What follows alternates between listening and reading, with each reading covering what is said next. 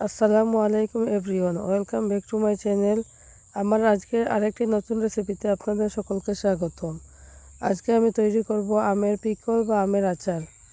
সাথে থাকছে অনেক টিপস অ্যান্ড ট্রিক্স। আমি প্রথমে আমটাকে ভালো করে পরিষ্কার করে ধুয়ে নিয়েছি। এরপর ছোটো ছোটো টুকরা করে আমটাকে 2 দিন রোদে শুকিয়ে নিয়েছি, যাতে 2 বছর পর্যন্ত আমটা সংরক্ষণ করে রাখতে পারি। এখন আমি আচারের মধ্যে যে মশলাটা ব্যবহার করব সেই মশলাটা তৈরি করে নেব। আমি একটা কড়াই বসিয়ে দিয়ে দিলাম 2 টেবিল চামচ পাঁচফোড়ন, দিলাম হাফ টেবিল চামচ কালো জিরা, 5-6টা শুকনো মরিচ এবং দিয়ে দিলাম হাফ টেবিল চামচের মতো মৌরি।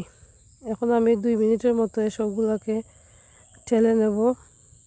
ঠেলে নেওয়ার পর আমি আধভাঙ্গা করে নেব। আমি একেবারে মিহি করে বাটবো না, আমি শিলপাটায় আধভাঙ্গা করে নিয়েছি। এখন আমি আচারটাকে তৈরি করে নেব। একটা কড়াই বসিয়ে দিয়ে দিলাম 400 মিলির মতো সরিষার তেল। এখন তেলটাকে আমি হাই হিটে গরম করে নেব।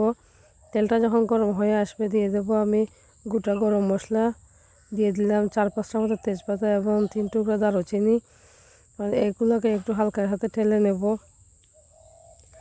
এরপর দিয়ে দিলাম হাফ কাপ পরিমাণ থেতো করে রাখা রসুন। এখন রসুনটাকে দিয়ে অনবরত নাড়াচাড়া করতে হবে। দেখেন তেলের ফেনাটা একেবারে কড়াইয়ের উপরে উঠে গেছে। এ পর্যায়ে আগুনটা কমিয়ে নিলে ফেনাটা আস্তে আস্তে কমে যাবে এবং রসুনটাকে অনবরত নাড়াচাড়া করতে হবে, না হলে নিচে দিয়ে রসুনটা পুড়ে যেতে পারে। রসুনটা যখন হালকা ভাজা হয়ে আসবে তখন আমি দিয়ে দেব এখানে হাফ কাপ পরিমাণ সরিষা বাটা। দিয়ে দিলাম সরিষা বাটা। এখন সরিষা বাটা দিয়েও অনবরত নাড়াচাড়া করতে হবে। রসুন এবং সরিষা বাটা দিয়ে অনবরত নাড়াচাড়া করতে হবে, না হলে রসুন এবং সরিষা বাটাটা পুড়ে যাবে এবং আচারটা তিতা হয়ে যাবে, খেতে ভালো লাগবে না। দেখেন আমার রসুন এবং সরিষাটা হালকা ব্রাউন কালার হয়ে আসছে। এখন আমি দিয়ে দেবো সবগুলো আম। আপনাদেরকে একটা টিপস দেই, সরিষাটা বাটার আগে 4-5 ঘন্টা আগে আপনারা ভিজিয়ে রাখবেন।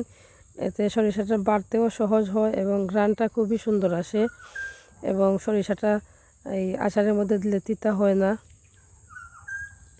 আচ্ছা, ইউটিউবে অনেক আপুদেরকে বলতে শুনি রোদে দেওয়ার ঝামেলা ছাড়া আচার তৈরি করেন, কিন্তু আজ পর্যন্ত আমি যত ধরনের আচার তৈরি করেছি রোদে দেওয়া ছাড়া কোনো আচারই ভালো রাখা যায় না। আমি গত বছরের আগের বছর আমি যে আমের পিকলটা দিয়েছিলাম প্রায় 2 বছর পর্যন্ত আমি আমের আচারটা খেয়েছি। আমার আচারটা নষ্ট হয়নি, কারণ আমি 2 দিন রোদে শুকিয়ে তারপর আচারটা দিয়েছিলাম। এই আচারটা আমার 1 সপ্তাহ আগে শেষ হয়েছে, আমার আচারটা নষ্ট হয়নি। মশলাটা দিয়ে দেব। দিয়ে দিলাম জালের জন্য হাফ টেবিল চামচ মরিচের গুঁড়া, কালারের জন্য দিয়ে দিলাম হাফ টেবিল চামচ হলুদের গুঁড়া, দিলাম 1 টেবিল চামচ পরিমাণ লবণ, আর দিলাম আমি হাফ কাপ দিয়ে 2 কাপ চিনি। আমি এখানে 2 বারে 1 কাপ চিনি ব্যবহার করেছি। সবগুলো দিয়ে এখন ভালো করে নেড়ে ছেড়ে নেব, মিক্স করে নেব যাতে চিনিটা গলে যায়। ইউটিউবে এক ভাইয়ের ভিডিও দেখে আমের পিকল বানাতে এসেছিলাম গত কয়েকদিন আগে। প্রথম জ্বরের সময় যে আমটা পড়েছিল সেই আম দিয়ে প্রায় 4 কেজি আম আমার নষ্ট হয়েছে। উনি বলেছিলেন তেলের মধ্যে চিনিটা ছেড়ে ক্যারামেল তৈরি করার জন্য। আমার এই কাজ করতে গিয়ে আমার 1 কাপ পরিমাণ সরিষা, 1 কাপ পরিমাণ রসুন বাটা, 1 কাপ পরিমাণ চিনি নষ্ট হয়েছে এবং হাফ লিটার তেলও নষ্ট হয়েছে। এখন আমি আচারের জন্য যে মশলাটা রেডি করে রেখেছিলাম দিয়ে দিলাম সেই মশলা, আর দিলাম 200 মিলি সাদা সিরকা। এগুলা দিয়ে আবার নেড়ে ছেড়ে দেব। আমি যেই প্রসেসে আপনাদেরকে আচারটা বানিয়ে দেখিয়েছি আপনারা সেম প্রসেসে আচারটা বানিয়ে দেখবেন। বিশ্বাস করেন আপনাদের আচারটা নষ্ট হবে না, 2 বছর পর্যন্ত আচারটাকে রাখতে পারবেন। আমি ভিডিও দেওয়ার আগে আগে নিজে ট্রাই করে দেখি যে আমার জিনিসটা ভালো থাকবে কিনা, এরপর আপনাদের সাথে শেয়ার করি।